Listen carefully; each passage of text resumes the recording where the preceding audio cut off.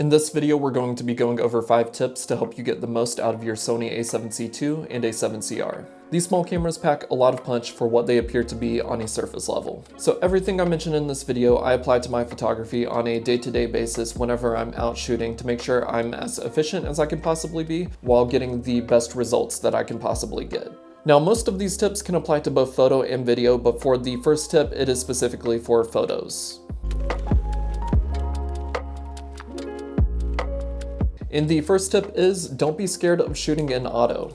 You've probably seen this time and time again. If you want to be a professional photographer, then you need to shoot in manual. Now, there are definitely situations where shooting in manual is the right decision, but depending on what auto settings you are using, then you can shoot in auto most of the time without having to worry about how your photos are going to come out. Now, I'm a big fan of aperture priority, and for the first 3 years that I was even doing photography, I only shot in aperture priority. Aperture priority allows you to set what aperture you want to shoot at and then let the camera decide the rest. Now, I do have another video going over my camera settings, so we're not going to dive too deep, but just ensure that your minimum shutter speed is set to around 1/125th of a second, so if there are any moving subjects in your shot, then there is not too much motion blur. And then I set my minimum and maximum ISO on the camera to 100 and either 1600 or 3200. The reason I go with a maximum of 3200 is because I don't want too much noise to accidentally be introduced into the image. Now, the only caveat is the camera will override your minimum and maximum settings depending on the lighting situation. So if you are shooting in a scenario where it is completely dark and there is no light whatsoever, the camera may go above 3200 or 6400 or a lower shutter speed if it determines that it needs to get a well-exposed image. But for the most part, the camera will do its best to not go beyond the limitations that you have set. The reason I choose aperture priority over shutter priority is because I want to make sure that I'm getting the proper amount of sharpness and the depth of field in an image that I want. And I don't want 1 second my photos to be wide open at f1.8 or f2.8, and then the next thing I know, my images are being shot at like f16. And the next tip is to take advantage of the camera set memory function. On the top dial, you will see a 1, 2, and 3, and those are there to help you speed up your workflow whenever you're out shooting, so you don't have to worry about digging through the camera and changing your settings constantly. So I have 1 set to silent shutter because you never know when you may be in a situation where you want to shoot stealthily and you don't want to dig through your function menu or your settings and switch over to the silent shutter, and by the time you get that done, the image you wanted to get is no longer there. And for 2, I have set to a drive mode of high plus, so I'm shooting at 8 frames per second and a shutter speed of 1/500th of a second, and my ISO set to auto. And I have that for moments where when I'm out shooting and I see either a car or a person walking into the frame and I don't have time to change my drive mode to high plus and then adjust my shutter speed and then compensate the fast shutter speed with a higher ISO, because chances are by the time I'm done doing that, the person or the car will already be out of the frame and I will have missed a shot. And even then, especially if a car is driving through the frame, 1/500th of a second might not be fast enough, but I can quickly adjust that with the dial on the back if I need to. And for 3, I basically have a panoramic mode set up because sometimes I just enjoy taking that style of a shot. One of my favorite features of this camera is that you can set frame markers to show an on-screen crop, which is pretty close to what you'll see in photos that come from a Hasselblad X-Pan. You can get some pretty cinematic looking photos whenever you're shooting in this format, and I notice whenever I switch over to this mode, my shooting style changes dramatically, and it's always refreshingly fun.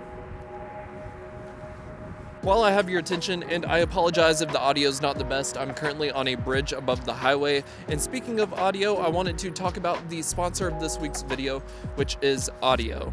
All of the music in this video is from Audio, so if you're like me and you enjoy making videos, then just hear me out for this next part. You may have ran into the struggle of trying to find the perfect song for your video. Well, you're in luck because Audio has a massive library of songs, and not just songs, but also sound effects, without having to worry about copyright issues. They have this incredible feature called Link Match AI, so you can copy and paste the URL from any song on Spotify, YouTube, or wherever else, and they will find the closest matching song. This is so convenient because then you don't have to spend hours searching for the perfect song for your video. So I'm teaming up with Audio to give you guys 70% off your first year's subscription of Audio Pro, which means you can get a 1-year subscription for only $60, or just under $60, which is a pretty incredible deal, honestly. So click the link in the description and use my code and get signed up for Audio Pro today. So thanks Audio for sponsoring this video and supporting creators, which makes these videos possible. And the next tip is to not be scared of shooting at higher ISOs.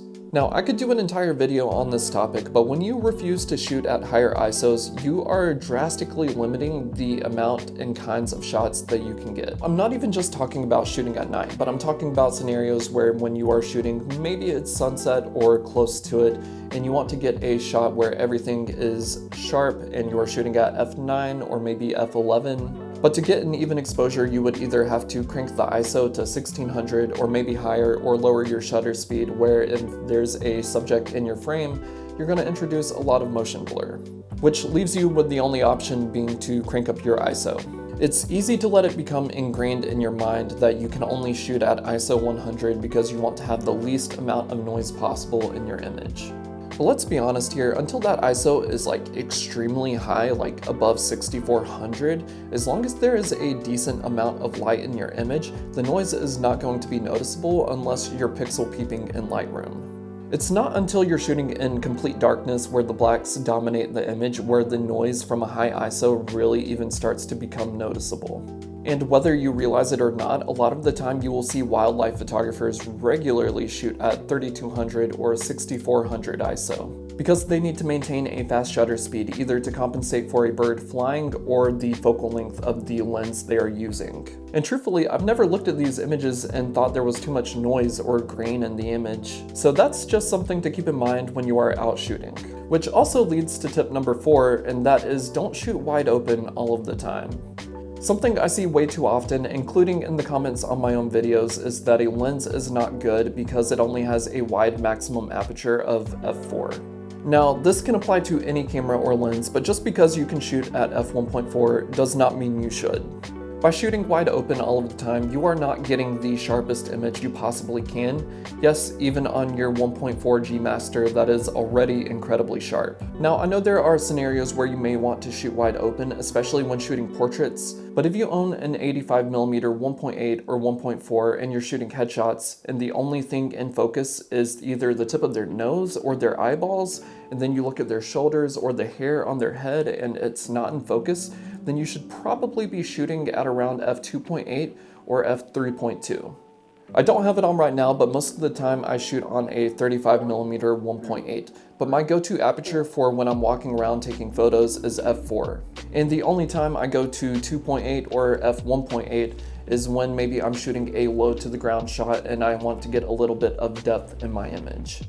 So there are definitely times for both, but don't be scared of stopping down your aperture and compensating with a slower shutter speed or a higher ISO. In fact, it's pretty easy to get a clean image out of this camera even with a shutter speed of 1 second or longer.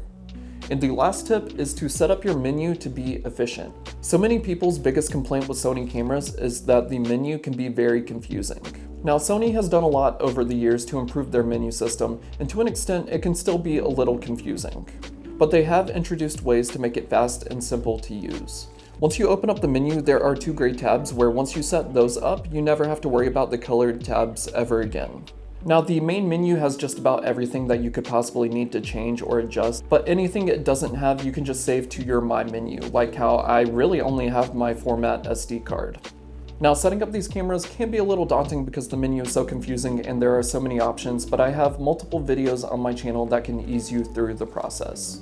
So those are 5 tips to help make the Sony A7C II and A7CR as efficient as it can possibly be to help you get the most out of using this camera. Now, I've used the word efficient a lot in this video, but I can't stress the importance enough for myself along with you watching that you are less worried about digging through settings on the camera and focusing on the reason you bought these cameras in the first place, which is to create, whether it's photos or videos or both. So thanks for watching the video, guys. If you enjoyed this video, please like the video and subscribe to help support me. And I hope I could inspire you guys to get out and take more photos. Go out and shoot.